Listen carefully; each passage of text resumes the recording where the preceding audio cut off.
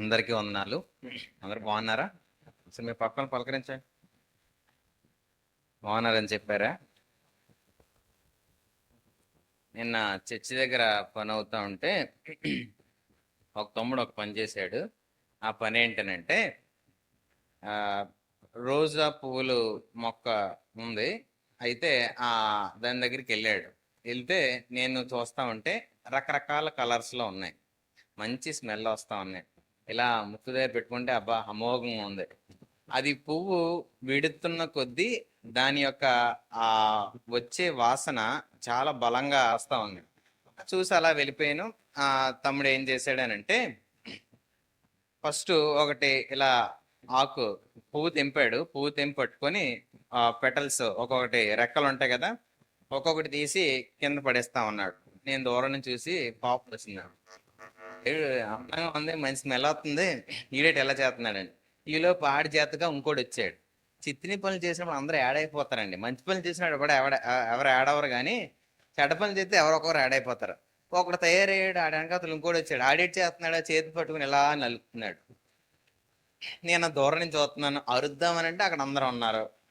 ఇలా నలుపుతున్నాడు. ఇంకోటి వచ్చాడు, ఆడొచ్చి ఏం చేస్తున్నాడంటే ముక్క ముక్కలు చిమ్ముతా ఉంటే ఆ ఆ రెక్కల్ని ఇంకా ముక్క ముక్కలు చేస్తా ఉన్నాడు. నాకు మరి కోపం వచ్చింది. అక్కడి నుంచి లేచి వచ్చాను. వచ్చి ముగ్గురు నెత్తి మీద ఇలా ఇలా అలా అని పదం లోపలికి అని చెప్పి గసిరాను. ఆ కింద పరిని ఇలా చేతితో పట్టుకొని నేను ఇలా పడేద్దామని ఇలా వెళ్ళి ఇలా పడేసి ఇలా వాసన చూశాను. ఎంత అమోఘమైన వాసన వచ్చిందంటే, ఎంత మంచి వాసన వస్తుంది, ఈడేటి ఎలా పాడు చేస్తున్నారో అనిపించింది. వాళ్ళు పిల్లలు కదా, తెలీదు అని అనుకోవచ్చు. అయితే నాకు ఒక ఆలోచన వచ్చింది. ఏంటనంటే పువ్వు పువ్వుగా ఉన్నప్పుడు అదే వాసన వచ్చింది, అది చిదిపినా అదే వాసన వచ్చింది, నలిపినా అదే వాసన వచ్చింది, దాన్ని వేరు చేసినా దాని నుంచి అదే వాసన వచ్చింది. ఒకసారి ఆలోచించండి. మనం చెట్టు దగ్గర ఉన్నంత కాలం, చెట్టుతో ఉన్నంత కాలం మన దగ్గర నుంచి మంచి వాసన వస్తుంది. చెట్టు నుంచి వేరు చేయబడిన తర్వాత ఆ వాసన వస్తుందా? మనలో పువ్వులో వస్తుంది, ఆ రెక్కరెక్కలు వేరు చేసాడు అయినా వస్తుంది, నలిపిసాడు అయినా వస్తుంది, ముక్క ముక్కలు చేసాడు అయినా వస్తుంది. మనలో అలా వస్తుందా అని అనిపించింది నాకు. అంటే నేను అనుకున్నాను, నిజంగా మనలో అయితే అలా రాదు కదా. అన్ని సమయాలలో చర్చి దగ్గరికి వచ్చినప్పుడు మనం ఎలా అయితే ఉంటామో బయట కూడా అలాగే ఉంటామా? మనం నేర్చుకుంటున్నాం ఆత్మీయ ఎదుగుదల అనేది. చాలా విషయాలు ఆత్మీయ ఎదుగుదలలో మనం అర్థం చేసుకోగలుగుతున్నాం. అయితే ఒకసారి మనం ఇంకా ఎదగాలి అని ఆలోచించేటప్పుడు మనం నేర్చుకోవాల్సిన ఈరోజు భాగం ఏంటి అని అంటే, అన్ని సమయంలో కూడా ఒకేలాంటి వ్యక్తిత్వం కలిగిన వారిగా మనం ఉండాలి. మీ పక్కలో చెప్పండి. ఫిలిప్పీలకు రాసిన పత్రిక 2వ అధ్యాయం 12వ వచనం ఒకసారి చదువుదాం. ఫిలిప్పీలకు రాసిన పత్రిక 2వ అధ్యాయము 12వ వచనాన్ని ఒకసారి చదువుదాం. కాగా నా ప్రియులారా, మీరెల్లప్పుడూ విధేయులై ఉన్న ప్రకారము నా ఎదుట ఉన్నప్పుడు మాత్రమే కాక మరి ఎక్కువగా నేను మీతో లేని ఈ కాలమందును భయముతోనూ వణుకుతోనూ మీ సొంత రక్షణను కొనసాగించుకొనుడి. ఆయన చెప్తున్న మాట, నేను మీతో ఉన్నప్పుడు మాత్రమే కాదు, లేనప్పుడు కూడా మీరు ఎలా ఉండాలంట? అదే రీతిగా ప్రవర్తించాలని భక్తుడు కోరుకుంటూ సంఘానికి రాస్తా ఉన్నాడు. ఈ విషయాన్ని రాసేటప్పుడు ఆయన ఎక్కడున్నాడు అని అంటే జైల్లో ఉన్నాడు. పౌలు గారు జైల్లో ఉంటూ ఈ విషయాన్ని రాస్తా ఉన్నాడు. అంటే తాను అనుభవిస్తున్న శ్రమల మధ్య కూడా తాను ఏ రకంగా కూడా దేవునికి వ్యతిరేకమైన దారిలో వెళ్ళలేదు. కానీ స్వేచ్ఛగా సంతోషంగా బయట ఉంటున్న ప్రజలు మాత్రం అలా వెళ్ళడానికి వస్తున్న తప్పుడు బోధనలు ఉద్దేశిస్తూ, వ్యక్తులను ఉద్దేశిస్తూ, వారి గురించి ఆలోచిస్తూ ఆయన చెప్తున్న మాట, మీకు ఇలాంటి ప్రదేశాలు పరిస్థితులు వస్తాయి కాబట్టి జాగ్రత్తగా ఉండని చెప్పి వారిని హెచ్చరిస్తా ఉన్నాడు. ఈరోజు ఆలోచిస్తే మనం దేవునిలో చాలా పరిస్థితులు మెరుగ్గా ఉన్నప్పటికీ కూడా మనం కూడా స్వేచ్ఛని సద్వినియోగపరుచుకోం, కానీ దుర్వినియోగపరచుకోవడానికి ఎక్కువ ఇష్టపడతా ఉంటాం. ఒకసారి ఆలోచించండి, చర్చిలో ఎక్కువ పాపం చేస్తామా, బయట ఎక్కువ పాపం చేస్తామా? అంటే చర్చిలో కూడా చేస్తారా?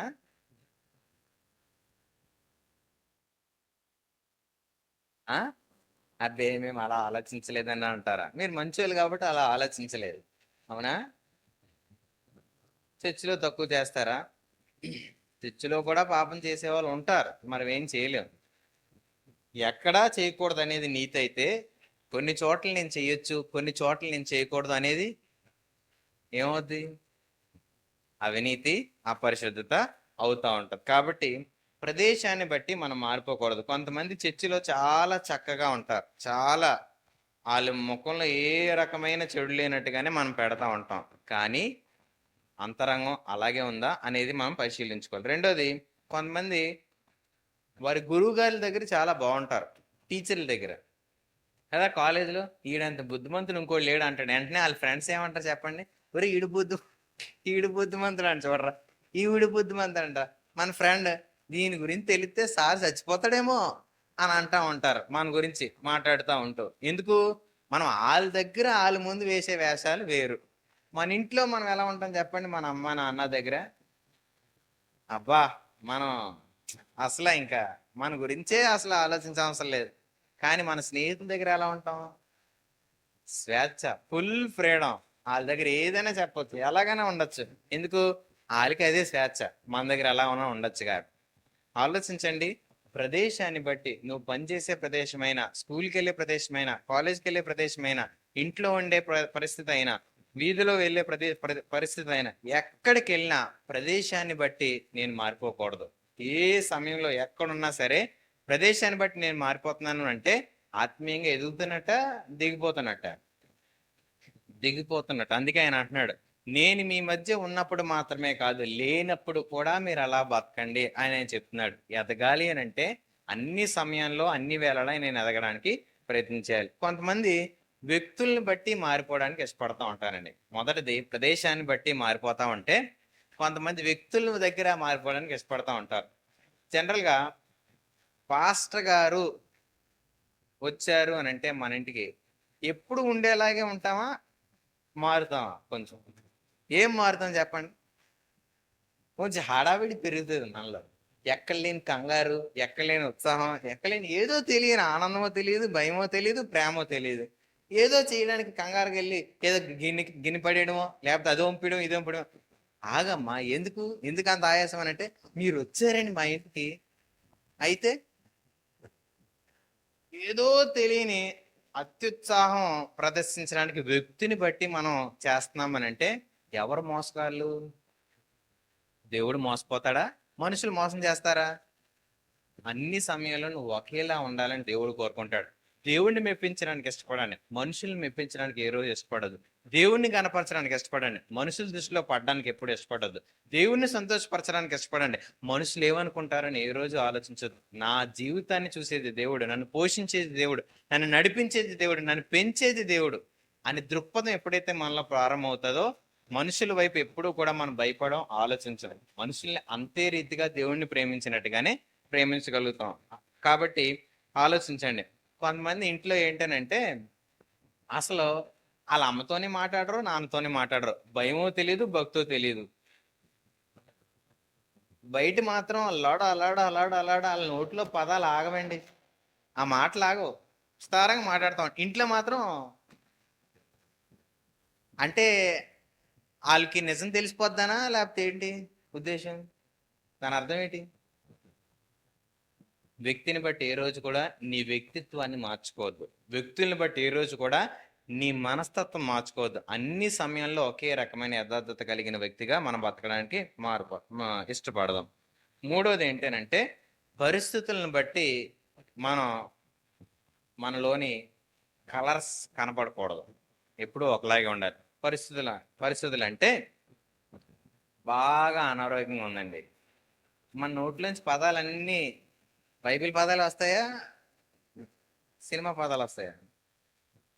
అనారోగ్యంగా ఉంది, బాగా అనారోగ్యంగా ఉంది, మంచం మీద ఉన్నాం.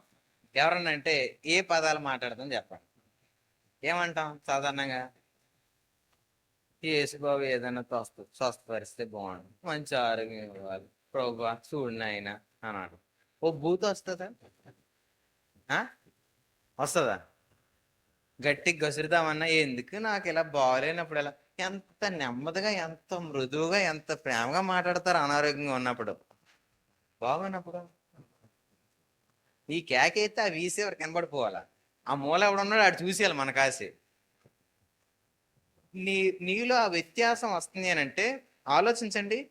అంతా బాగునేటప్పుడు దేవుని మీద ప్రేమ ఒలకపోసే మనము, అంటే బాగోలేనప్పుడు, బాగున్నప్పుడు ఆయనంటే ప్రేమ కలిగిన వారిగా మనం నడవలేకపోతున్నాం అని అంటే పరిస్థితులను బట్టి మనలో ఏదో మార్పు తెచ్చుకుంటున్నాం అని అంటే అన్ని వేళలా ఒకేలాగా మనం ఉండట్లేదు. అంటే కొన్నిసార్లు దేవుడు ఎందుకు ఇలా చేయట్లేదని మనం నొసుకుతా ఉంటాం. కానీ దేవుడు ఏదైనా ఇచ్చాడంటే సంతోషంగా కూడా ఆనందించడానికి ఇష్టపడతా ఉంటాం. ఇలా రెండు రకాలుగా విభిన్నమైన ఆలోచనలు మనలో ఉండకుండా అన్ని వేళలా అన్ని సమయాలందు దేవునితో అదే ప్రేమను కొనసాగించే వారిగా మనం ఉండడానికి ఇష్టపడాలి. కాబట్టి పరిస్థితులను బట్టి మనం ఏం చేయకూడదు, మారిపోకూడదు. నాలుగోది, కార్యక్రమాలు బట్టి మనం మారిపోకూడదు. ఏంటి కార్యక్రమాలు బట్టి మనం మారిపోకూడదు అని అంటే, ఇంట్లో పెళ్లి చేయాలి అని అంటే మన అటెండెన్స్ ఎలా ఉంటుంది చర్చ్కి? మన ఇంట్లో పెళ్లి కార్యక్రమం జరగాలి, మన కుటుంబం అంతా అటెండెన్స్ ఎలా ఉంటుంది చర్చిలో? ఫుల్ హాజరు, 100% హాజరు, అందరూ వచ్చేస్తారు. ఏమనంటే మరి కార్యక్రమం ఉంది, మన సంఘమే కదా చెయ్యాలి, మరి మనం చేయకపోతే ఇంకెలాగా అని చెప్పి చేస్తూ ఉంటారు. నీలో స్వార్థంతో దేవుని దగ్గరికి వస్తున్నావా, ప్రేమతో దేవుని దగ్గరికి వస్తున్నావా? స్వార్థమా, ప్రేమ? ఏంటి? ఒక పరిస్థితిలో మన ఇంట్లో గృహప్రవేశమే ఉందనుకుందాం, ఇంట్లో గృహప్రవేశం చేయాలి. అప్పుడు దేవుని మందిరంకి అప్పుడే అటెండెన్స్ ఎలా ఉంటుంది? Full attendance. అప్పుడు కూడా ఎందుకు? ఇల్లు కట్టుకుంటున్నాం, సంఘం అంతా రావాలి, నేను సంఘం దగ్గరికి వెళ్తేనే కదా సంఘం అంతా మన దగ్గరికి వస్తుందని మన ఆశ. మనం ఒక కార్యక్రమం జరిగించాలి అంటే సంఘపు అవసరత ఉండేటప్పుడు మనం సంఘానికి అవసరత ఇవ్వడానికి ఇష్టపడుతూ ఉంటాం. మన దృక్పథం మంచిదేనా? ఆత్మీయంగా ఎదగడానికి నేను ఇష్టపడితే నా అందుబాటు అన్ని సమయాల్లో ఉంచుతాను. ఏ పరిస్థితులు నా ఇంట్లో ఉన్నా నేను, ప్రభువా నువ్వు కదా నన్ను అన్ని విషయాల్లో ఆదరించేవాడు, ధైర్యపరిచేవాడు, నా నా నా విషయాల్లో అన్ని చూసుకునేవాడు నువ్వే కదా అని దేవునికి విలువిచ్చేవారుగా, దేవునికి సమయం ఇచ్చేవారుగా మనం మారుతాం. ఈరోజు ఆలోచించండి, కార్యక్రమాన్ని బట్టి మనం మారకూడదు. ఐదోది ఏంటనంటే, మనం ఎదురు చూస్తున్నవన్నీ కూడా ఆయన ఇస్తాడు కాబట్టి. ఐదోది ఏంటి? మనం ఎదురు చూస్తున్నంతా కూడా ఆయన ఇస్తాడు కాబట్టి, చేస్తాడు కాబట్టి. మొదటిది ఏం నేర్చుకున్నాం? ప్రదేశాన్ని బట్టి మనం ఎప్పుడు కూడా మారిపోకూడదు, వ్యక్తులను బట్టి ఎప్పుడు కూడా మనం మారిపోకూడదు, పరిస్థితులను బట్టి ఎప్పుడు కూడా మనం మారిపోకూడదు, కార్యక్రమాలను బట్టి ఎప్పుడు కూడా మారిపోకూడదు. ఐదోది, ఎదురు చూస్తుంది దేవుడు మనకి ఇస్తాడు కాబట్టి మనం ఏం చేయకూడదు? మారిపోకూడదా? మారిపోకూడదు. అంటే ఏంటనంటే, జాబ్ కోసం ప్రార్థన చేస్తాం అనుకున్నాం, చేసాం, మన పక్కోడికి వచ్చింది కానీ మనకి రాలే. ప్రార్థన చేస్తామా, ఆపేస్తామా? ఆడు ఏ ప్రార్థన చేయలేదు, ఆడికి జాబ్ వచ్చింది. మనం ఎంత ప్రార్థన చేసినా మనకు రావట్లేదు. ప్రార్థన చేస్తారా, ఆపేస్తారా? నాకే కొంచెం చేస్తారా? అందరికీ వందనాలండి.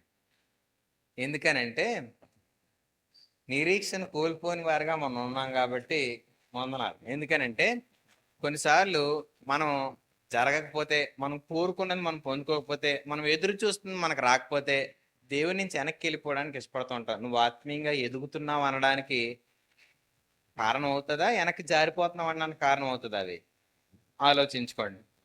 ఆరోది ఏంటనంటే, చాలా అడ్డంకులు ఉన్నాయండి, చాలా ఇరుకులు ఉన్నాయండి, దేవుడు తొలగిస్తాడు, దేవుడు మార్గం ఏర్పాటు చేస్తాడు అని ఆ పరిస్థితుల మధ్య దేవుని యందు మనం నమ్మకం ఉంచుతామా, అన్ని సమయాల్లో ఉంచుతామా? ఒక ఆయన ఏంటన్నాడంటే, ఆస్తి తగాదా ఉందండి, 3 వారాల నుంచి చర్చకొస్తున్నాను, దేవుడు ఎలాగైనా మా వైపే విజయం వచ్చేలా చేస్తాడని ఆయన అన్నాడు. కొత్తగా వస్తున్నాడు కదా, దేవుడిని నమ్ముకున్నాడేమో అని నేను అనుకున్నాను. ఆయన ఎందుకు వస్తున్నాడు చర్చికి? ఆయన సమస్య ఏదో ఉంది, ఈ దేవుడి దగ్గరికి వెళ్తే తీరుతాడేమో, ఒక 3 వారాలు ట్రైల్ వేద్దాం అని 3 వారాలు ట్రైల్ వేయడానికి మందిరానికి వచ్చాడు. ఈరోజు ఆలోచించండి, అన్ని వేళలా ఒకే మనస్తత్వం కలిగిన వ్యక్తేనా, చంచలమైన మనస్సా? ఒకసారి ఇలాగ ఉంటుంది మనసు, ఒకసారి అలా మారిపోద్ది. అన్ని సమయాల్లో ఒకే రకమైన మనస్సు కలిగి ఉండడానికి ఇష్టపడినప్పుడే మనం ఆత్మీయంగా ఏం చేయగలుగుతాం? ఎదగగలుగుతాం. కాబట్టి ఈరోజు ఆలోచించండి, ఎదగడానికి మనం ఇష్టపడుతున్నాం అని అంటే ఈ 6 పరిస్థితుల మధ్య మారిపోకుండా మన మనస్తత్వం ఉండాలి అని అంటే మనం అన్ని సమయాల్లో కూడా ఒకేలా ఉండాలి. ఇప్పుడు ఆ వచ్చిన ఒకసారి చదువుదాం. ఫిలిప్పీయులకు రాసిన పత్రిక 2వ అధ్యాయము 12వ వచనం ఏం చెప్తుంది అని అంటే, మీరు ఎల్లప్పుడూ విధేయులై ఉన్న ప్రకారము నా ఎదుట ఉన్నప్పుడు మాత్రమే కాక మరి ఎక్కువగా నేను మీతో లేని ఈ కాలమందును భయముతోనూ వణుకుతోనూ మీ సొంత రక్షణను కొనసాగించుడి అని చెప్పి ఆయన చెప్తున్నాడు. మొదటిగా ఏంటి అని అంటే, ఎవరూ లేకపోయినా మనం చేయాల్సింది మన రక్షణ, నేను రక్షింపబడ్డాను అని మనం గ్రహించగలిగితే, దేవుని మందిరాన్ని నేను రక్షింపబడ్డాను కాబట్టి వస్తున్నాను అని మనం అర్థం చేసుకోగలిగితే, మనం ఏం చేస్తామంటే జీవించడానికి ఇష్టపడతాం. మీ పక్కలతో చెప్పండి, నేను రక్షింపబడ్డాను నేను గుర్తిస్తే జీవించడానికి ప్రయత్నం చేస్తాను. మీ పక్కలు చేసి చెప్పండి ఒకసారి, నేను రక్షింపబడ్డానని గుర్తిస్తే అది సత్యమైతే నేను జీవించడానికి ఇష్టపడతాను. జీవించడం వేరు, వేషం వేరు. జీవించడం వేరు, వేషం వేరు. రెండిటికి తేడా ఏంటనంటే, ఒక ఆయన కొత్తగా మందిరంలోకి వచ్చి ఆయన చాలా ఆసక్తిగా ప్రతి పనిలో చేస్తూ ఉంటూ ఒకరోజు ఒక క్వశ్చన్ అడిగారండి. ఏంటనంటే, మేము 40 రోజులు మాలేస్తాము, మన దగ్గర కూడా 40 రోజులు ఏమైనా ఉంటుందా అని అడిగాడు. ఒకసారి నేను ఇలా చూశాను. ఆయన ఏమనుకున్నాడనంటే, మా దగ్గర ఎలా ఉంటుంది కదా, మీ దగ్గర కూడా ఏదో ఇంకోటి ఉంటుంది కదా, అది చెప్పండి, అది చేసేస్తాను అంటున్నాడు. ఇప్పుడు ఆయన ఏడ్ చేయడానికి ఇష్టపడుతున్నారు చెప్పండి?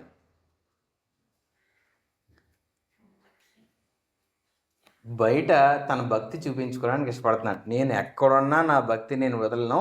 ఒకప్పుడు అక్కడ ఉండేవాడిని, ఇప్పుడు ఈయన దగ్గరికి వచ్చాను, నా రక్షణ నేను ఇలా చేస్తేనే ఉంటుందేమో అని అనుకుంటున్నాడు. బతుకును ఆయన ఆలోచించట్లేదు. బాహ్యంగా నేను ఈ పని చేస్తే రక్షింపబడ్డాను అనడానికి రుజువుకరమైన పనులు చేయడానికి చాలామంది ఇష్టపడుతూ ఉంటారు. అంటే ఏంటనంటే, బొట్టు తీసేస్తారు చాలామంది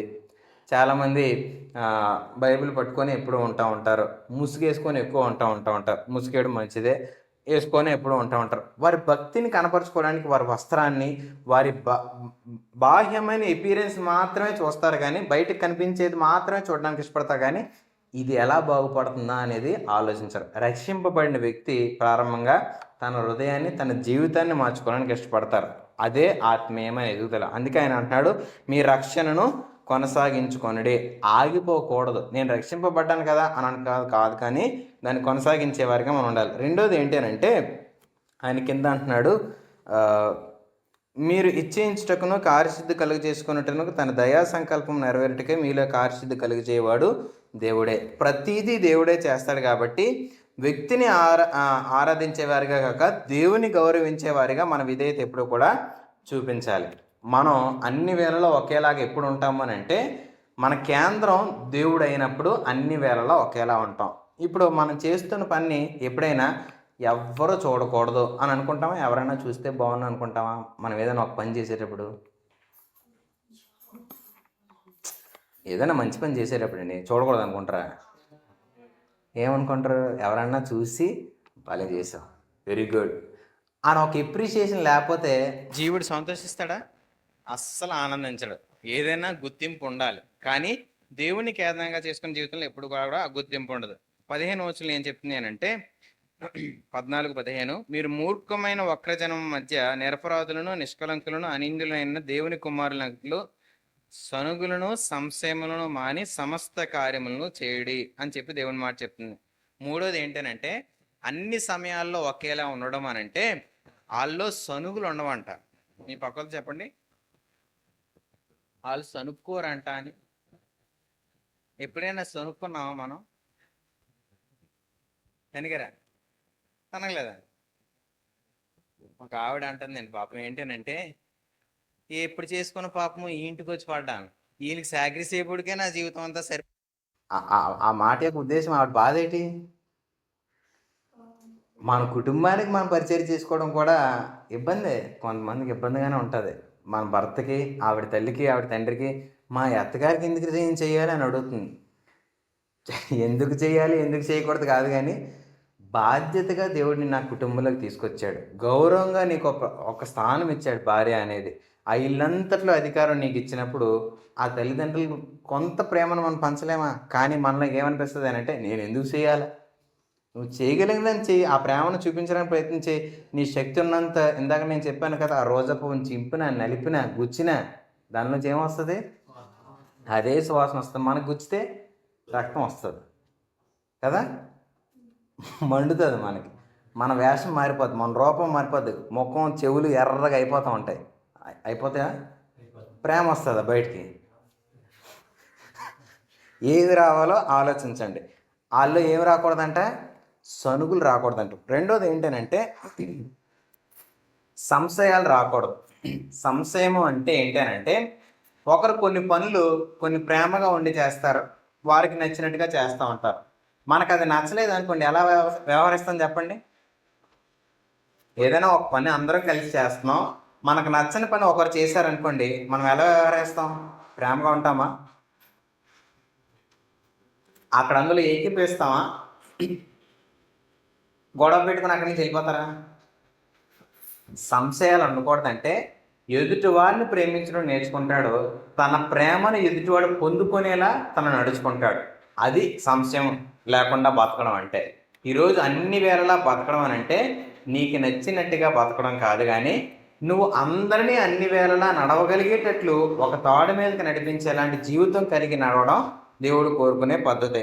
నాలుగోది ఆ కింద ఏమంటున్నాడు అని అంటే 16వ వచనంలో, అట్టి జనం మధ్యన మీరు జీవవాక్యంను చేతపట్టుకొని లోకమందు జ్యోతుల వలె కనబడుచున్నారు అని అంటున్నాడు. ఈరోజు ఆలోచించండి, రాత్రి అంతా చీకటైపోయిన నక్షత్రాలు ఏమవుతాయి? వెలుగుని ఇస్తామంటే లోకం మీద అసలు వెలుగే లేకపోయినా దాని మీద వెలుగు ఉండడానికి మనం చూడగలుగుతాం. ఈరోజు మన చుట్టూ ఉన్నవారు ఎంత వ్యతిరేకమైన ఆలోచనలతో నడవగలిగిన వారు అయినప్పటికీ కూడా చెడ్డ పద్ధతుల్లో జీవించమైన ఆ పదం చూసారా? వక్ర జనమ మధ్య అంటే ఏంటి? అందరు చేసిన పనులు చేయరు, ఏది చేయకూడదు అదే చేస్తారు, ఎలా ఉండకూడదు అలాగే ఉంటారు. ఏది చెప్పారు అనుకోండి చేయకూడదని అదే చేయడానికి ఇష్టపడుతూ ఉంటారు. ఇది నష్టం హాని అని చెప్పిన అదే ప్రకారం నడవడానికి ఇష్టపడుతూ ఉంటారు. అలాంటి వారి మధ్య మీరు ఉండేటప్పుడు జ్యోతులు వలె మీరు ఉండాలని చెప్పి దేవుని మాట చెప్తాను. అన్ని సమయంలో ఒకేలా ఉండడం అని అంటే ఈరోజు మనం మన జీవితాన్ని మన వ్యక్తిత్వాన్ని ఎక్కడా కూడా దేవునికి వ్యతిరేకమైన మార్గంలో నడిచిపోకుండా అన్ని సమయంలో ఒకేలా ఉండడానికి ఇష్టపడాలి. జనరల్గా ఎందుకు మారడానికి ఇష్టపడతా ఉంటామనంటే దేవుడు అందరికీ స్వేచ్ఛ ఇచ్చాడు, స్వాతంత్రం ఇచ్చాడు మనకు నచ్చినట్టుగా ఉండడానికి. కానీ ఆ స్వేచ్ఛని దేనికి ఉపయోగించాలో ఒకసారి చూద్దాం. కొరింథీయులకు రాసిన మొదటి పత్రిక 6వ అధ్యాయం 12వ వచనం చూద్దాం. కొరింథీయులకు రాసిన మొదటి పత్రిక 6వ అధ్యాయం 12వ వచనం. త్వరితంగా ఈ విషయాలు చూద్దాం. కొరింథీయులకు రాసిన మొదటి పత్రిక 6వ అధ్యాయం 12వ వచనం. అన్నిటియందు నాకు స్వాతంత్రం కలదు గాని అన్నియు చేయదగినవి కావు. అన్నిటియందు నాకు స్వాతంత్రం కలదు గాని నేను దేని చేతను లోబరచబడగలను. మొదటిగా స్వాతంత్రం ఉందని అన్ని చేయడానికి ఇష్టపడతాం, కానీ దేనికి దాసులు అయిపోయేలాగా మనం ఉండకూడదంట. అంటే దేని చేత లోపరచబడడానికి ఇష్టపడకూడదంట. అన్ని సమయాల్లో మనం ఒకేలా ఉండాలి అని అంటే ఈరోజు స్వాతంత్రం ఉంది కదా అని చెప్పి నచ్చింది చేయడానికి ఎప్పుడు కూడా అంగీకరించొద్దు, నచ్చింది చేయడానికి ఎప్పుడు కూడా మనసు పెట్టద్దు, దేనికి చేత కొనబడద్దు అనేది దేవుని మాట మనకు చెప్తా ఉంది. ఒకసారి ఆలోచించండి, మనం ఉన్నాం, మన ఇంటి దగ్గర ఉన్నాం, మన ఎదురింటోళ్ళు ఎప్పుడు కూడా మనకు కావాల్సింది మనకి ఇష్టపూర్వకంగా చేస్తున్నారు అనుకుందాం.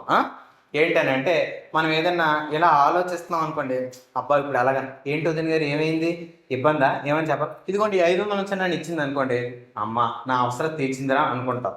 మనం ఏదో పని చేస్తున్నారు, ఇంట్లో చుట్టాలు వచ్చారు, ఇబ్బంది పడుతున్నారు, వదిన గారు ఇబ్బంది పడుతున్నారా, ఉండండి నేను కొంచెం అన్నం వండేస్తాను మీరు కూర వండండి సరిపోద్ది అని చెప్పింది. గిన్నెలు కడుతున్నారండి, వచ్చేసి నేను కూడా సాయం చేద్దాన్ని తోమేస్తుంది, అన్ని చేసేస్తుంది. ఇప్పుడు మనకు అన్ని పనులు ఆ వ్యక్తి చేసి పెడుతుంది కాబట్టి ఆ వ్యక్తి ఏదైనా అడిగింది అనుకోండి చేయకుండా ఉంటారా? ఆ వ్యక్తి మనల్ని ఏదైనా సహాయం అడిగితే చేయకుండా ఉంటారా? ఎందుకు చేస్తాం? అన్నీ నాకు చేసింది కాబట్టి నేను చేయడానికి ఇష్టపడతా ఉంటాను. ఈ రకమైన సహాయాలు పొందుకోవడం మంచిదే. ఇప్పుడు ఒక ఉదాహరణ చెప్తాను, ఇది మంచిదా కాదో చెప్పండి. ఓ యవనస్తుడు ఏం చేస్తున్నానంటే ఒక యవనస్తురాల దగ్గరికి వచ్చి రోజు చాక్లెట్ ఎత్తున్నాడు. రోజు ఏం చేస్తున్నాడు? ఒకరోజు ఇన్ని రోజులు నేను చాక్లెట్లు ఇచ్చాను కదా, ఈరోజు నువ్వు నాకు ఏదైనా ఇవ్వు అని అడిగితే ఇవ్వాలా వద్దా? ఆలోచించి చెప్పండి, ఇవ్వాలా వద్దా? ఇవ్వాలా? మొదటి దాని ప్రకారం అది మంచిదే అనిపించినప్పుడు ఇది మంచిదా? అది సహాయం, ఇది చెడ్డ ఉద్దేశం, చెడ్డ దృక్పథం. ఒకరు మనకి ఇష్టమైందల్లా చేస్తున్నారంటే జాగ్రత్తగా ఉండండి, భయపడతా ఉండండి. అమ్మో, నాకు ఇష్టమైంది ఆయన ఎందుకు చేయాలి, నా పరిస్థితి ఆయన ఎందుకు చూడాలి, నేను చేసుకోగలను, నాకు బలం ఇచ్చాడు, నాకు శక్తి ఇచ్చాడు, ప్రభా నేను ఎక్కడా లోపరచబడకుండా నాకు సహాయం చేయి. స్వేచ్ఛ ఏం చేస్తుంది అంటే పర్లేదు, ఏం కాదు, పర్లేదులే, ఏం అవ్వదులే, ఏదే ఎప్పుడు కూడా కీడెంచి ఏం చేయాలంట, మేలెంచాలని లోకం చెప్తే స్వేచ్ఛ ఉంది కదా అని చెప్పి ఏది పడితే దాన్ని అంగీకరించడానికి నీకు చోటు ఇవ్వద్దని చెప్పి దేవుని మాట హెచ్చరిస్తూ ఉంది. కాబట్టి ఆలోచించండి. రెండోది ఏంటంటే 1 కొరింథీయులకు రాసిన పత్రిక 8:9. మరొకరు అదే కొరింథీయులకు రాసిన పత్రిక 10:23 తీయండి. ఒకరు 8:9 చదువుతాం. కొరింథీయులకు రాసిన పత్రిక 1వ అధ్యాయం 8:9, మరొకరు 10:23 తీయండి. చదవన్నమ్మా. అయినను మీకు కలిగి ఉన్న ఈ స్వాతంత్రం వలన బలహీనులకు అభ్యంతరం కలగకుండా చూసుకోండి. ఒకరికి అభ్యంతరం కలగకుండా మన స్వేచ్ఛని వాడుకోవాలి. అన్ని సమయాల్లో ఒకేలా ఉంటాను కాబట్టి నేను ఏది పడితే చేస్తానంటే నీ వల్ల ఇతరులు పాడైపోతారు, నీ వల్ల ఇతరులు చెడిపోతారు. కాబట్టి చెడిపోకుండా ఉండడానికి నువ్వు ఎప్పుడు కూడా ఒకేలాగా పనిచేయాలి. ఒక తల్లి ఏం చేస్తుందనంటే పిల్లల ముందు కొన్ని పనులు చేసేటప్పుడు ఎలా ఆలోచిస్తారా అనేది మనం ఎప్పుడూ ఆలోచించాం. అవి చేయకూడని పనులు ఆలోచించండి. ఇది చెడ్డ పని కాదు, మంచి పని. ఏంటనంటే ఒక తల్లి పిల్లడి ముందు కూర్చొని ఉల్లిపాయలు ఎలా కోస్తూ ఉంటే అంతా బాగానే ఉంది. తల్లి ఇలా బయటకు వెళ్ళింది. ఈలోపు ఆడి పిల్లడు తీసి ఆ వేలు పెట్టి ఇలా కోసుకుంటా ఉన్నాడు. ఆడు మంచిదేనా? అది పిల్లల ముందు ఏ వస్తువులు ఎలా వాడాలో ఏం చేయాలో అలాగే చేయాలి. పిల్లడికి అది తెలుసా ఎలా వాడాలో? తెలియదు. ఏమవుద్ది? తల్లి వచ్చేలోపు ఆ రక్తం అంత పోతే చేస్తాడా చావడా? ఈరోజు కొన్ని పనులు చేసేటప్పుడు బుద్ధిహీనంగా కూడా చేయకూడదు, జ్ఞానం ఎక్కువైపోయిందని కూడా చేయకూడదు. బుద్ధిహీనంగా చేస్తే ఒకరు నష్టపోతారు, జ్ఞానం ఎక్కువైపోయిందని చేసినా ఒకరు నష్టపోతారు. ఒకరికి అభ్యంతరం కలిగించేలాంటి ఏ పని కూడా మనం చేయడానికి ఎప్పుడు కూడా ఇష్టపడకూడదు. మనం చేసే పని ప్రతిదీ కూడా పరీక్షించాలి. స్వేచ్ఛ ఉంది కదా, నేను ఎప్పుడు ఒకలాగా ఉంటాను కదా, నువ్వు ఎప్పుడు ఒకలాగా ఉంటావు, కానీ నువ్వు చేస్తున్న పని ఎదుటి వ్యక్తికి అభ్యంతరకరంగా ఉందా లేదా అనేది ఎప్పుడు మనం పరిశీలన చేసుకోవాలి. 10:23 చదవండి ఎవరైనా తీస్తే.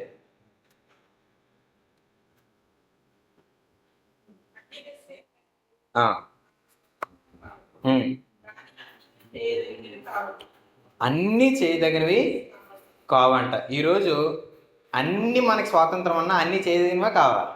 బైబిల్ ఏం చెప్తుంది? కాదు అని చెప్తుంది. నేను అన్ని విషయాల్లో స్వేచ్ఛ కలిగి ఉన్నాను, నేను అన్నీ చేయగలను అని చెప్పి నేను అన్నీ చేస్తే దేవుని దృష్టిలో నేను అంగీకారం పొందుకోను. అంటే ఏంటనంటే ఒక తండ్రి ఇంటికి వచ్చాడు. మేము ఒక చోట ప్రేయర్కి వెళ్ళినప్పుడు తండ్రి సాయంత్రం పూట ఇంటికి వచ్చాడు. ఇంటికి వచ్చిన తర్వాత చాలా అలసిపోయి వచ్చాడండి. అలసిపోయి వచ్చిన తర్వాత మన ఇంటి దగ్గర జనరల్గా మనమైతే ఎలా వ్యవహరిస్తాం? షూ వేసుకుంటే సాక్స్ తీసి జాగ్రత్తగా ర్యాక్ ఓపెన్ చేసి అందులో పెట్టి లోపల క్లోజ్ చేసి షూ ఎక్కడ పెట్టాలో అక్కడ పెట్టి షర్ట్ తీసి హ్యాంగర్ తగిలించి ఎలాగైనా చేస్తాం. ఏం చేస్తాం?